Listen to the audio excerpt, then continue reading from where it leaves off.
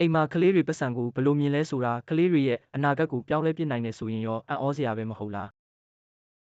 Rich Dad as Rich Kids Smart Kids စာအုပ်ထဲကကျွန်တော်တို့နားလည်ခဲ့ရတဲ့အသိဉာဏ်တွေကိုဒီဗီဒီယိုလေးမှာအပိုင်း9ပိုင်းနဲ့ဆွေးနွေးသွားပါမယ်။ငွေကြေးနဲ့ပတ်သက်တဲ့အမြင်သစ်တွေလျှို့ဝှက်ချက်တွေကိုကျွန်တော်တို့အတူတူလေ့လာကြမယ်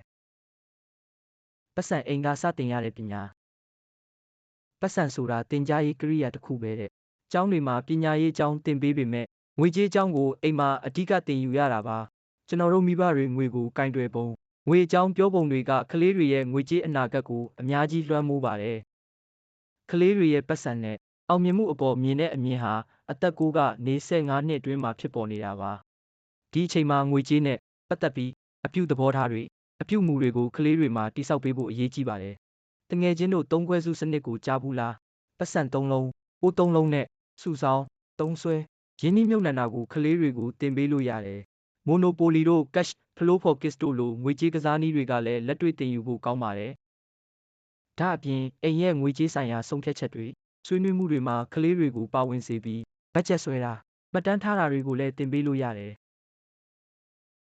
အကျိုးပြုပစ္စည်းနဲ့အကျွေးဘယ်ဟာကဘာလ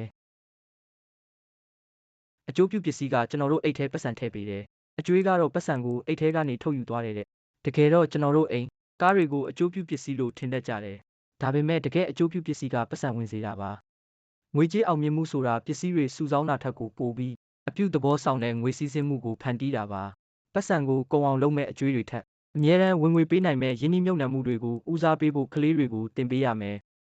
ဥပမာဆိုရင်အခန်းငှားတဲ့အိမ်တွေလက်ခလို့ခွဲဝေပေးတဲ့ရှယ်ယာတွေစီးပွားရေးလုပ်ငန်းတွေကအကျိုးပြုပစ္စည်းတွေပေါ့ဒါပေမဲ့ကိုယ်တိုင်နေတဲ့အိမ်ကားကက်ကျွေးတွေကတော့အကျွေးတွေကြီးပဲကလေးနဲ့တိုက်ညီတဲ့တင်ယူမှုနီလန်းကလေးတယောက်ချင်းစီမှာသူ့ကိုယ်ပိုင်တင်ယူတက်မြောက်ပုံရှိတယ်တမယိုးကျပညာရေးစနစ်ကတမျိုးတည်းကိုပဲအလေးပေးတာကြောင့်ကလေးတွေအားနည်းတယ်လို့ခံစားရတတ်တယ်ဒီလိုအခြေအနေမျိုးမှာကလေးတွေရဲ့တဘာဝကိုအရေးချင်းနဲ့တင်ယူတက်မြောက်တဲ့နီလန်းတွေကိုသိအောင်လုပ်ဖို့လိုတယ်Copy Index လို့တူးတွေကကလေးတွေရဲ့ကိုယ်ပိုင်စွမ်းရည်ကိုနားလည်အောင်ကူညီပေးတယ်။ Copy Action Modes လို့ခေါ်တဲ့လေ့လာသင်ယူမှု၄မျိုးရှိတယ်။အချက်လက်ရှာသူစနစ်ကျကျအကောင့်ထဲပေါ်သူအသစ်ကိုဖန်တီးသူလက်တွေ့အလုပ်လုပ်သူတို့ပဲ။စီးပွားရေးစိတ်ကူးငွေကြေးဖန်တီးမှုချမ်းသာခြင်းရင်ကိုစရင်တိုင်မရမယ်တဲ့။ဒီလိုနဲ့ကလေးတွေကိုလက်တွေ့အတွေ့အကြုံတွေပေးဖို့အရေးကြီးတယ်။စာအုပ်တွေထဲကပညာထက်ကိုယ်တိုင်စီးပွားရေးလုပ်ကြည့်တာကပတ်စံနဲ့တာဝန်ယူမှုအကြောင်းကိုသင်ပေးတယ်။ပြဿနာတစ်ခုခုပေါ်လာရင်အဖြေကိုတမ်းမပေးပဲကလေးတွေကိုကိုယ်တိုင်တွေးခေါ်ဖန်တီးမှုနဲ့ဖြည့်ရှင်းအောင်မြင့်တင်ပေးရမယ်။ဒါမှသူတို့ရဲ့အတွေးခေါ်စွမ်းရည်နဲ့ယုံကြည်မှုတွေတိုးတက်လာမှာပါ။ကလေးတွေအတွက်စီးပွားရေးလှုပ်ရှားမှုတွေကမုံရောင်းတာပစ္စည်းလက်မှုလုပ်ငန်းရောင်းတာတွေကအစအကြိုက်ဆုံးဂိမ်းကို app အဖြစ်ပြောင်းလဲတာမျိုးတွေထိရှိနိုင်တယ်။အိတ်ထောင်ကြရင်နဲ့ဝင်ငွေများလူတွေကိုအကျိုးပြုရင်ပိုချမ်းသာလာမယ်တဲ့အလုပ်လုပ်ပြီးလစာယူတာထက်အမြဲတမ်းဝင်ငွေရမယ့်ငွေလမ်းကြောင်းတွေဖန်တီးဖို့ကလေးတွေကိုသင်ပေးရမယ်။ငယ်ငယ်ကတည်းကယင်းနှိမ့်မြုပ်နှံမှုအကြောင်းစတင်ပေးပြီးတင်းငယ်တဲ့ယင်းနှိမ့်မြုပ်နှံမှုပုံစံတွေကိုစတင်ခံရမယ်။ဒီလိုလက်တွေ့လုပ်ကြည့်ရင်ငွေကိုဘယ်လိုမြင့်တင်ရမလဲဆိုတာနားလည်လာလိမ့်မယ်။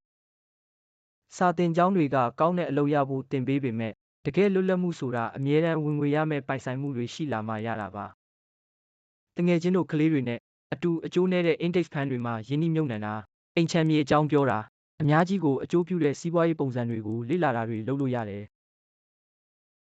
ထူးခြားတဲ့ပါရမီထူးခြားတဲ့လေ့လာမှုထူးချွန်သူဆိုတာသူ့ရဲ့အတွင်းစိတ်ကမော်ဆန်တဲ့သူကိုရှာတွေ့သူပဲတဲ့ပညာရေးထက်ကိုကြော်လွန်ပြီးကလေးတွေရဲ့ကိုယ်ပိုင်စွမ်းအစအရေးချင်းတွေကိုရှာဖွေပေးရမယ်။ကလေးတွေရဲ့ဝါသနာပါရာတွေကိုလိုက်စားဖို့အားပေးရမယ်။အဲ့ဒီလိုလုပ်ရင်သူတို့ပညာကိုလည်းပိုချစ်လာမယ်။ကိုယ်ပိုင်စွမ်းရည်တွေလည်းပိုထက်မြက်လာမှာပေါ့။ Howard Gardner ရဲ့ Multiple Intelligences Theory ရဆိုရင်ဘာသာစကားယုတ်တိဗေဒအာကာသဂီတ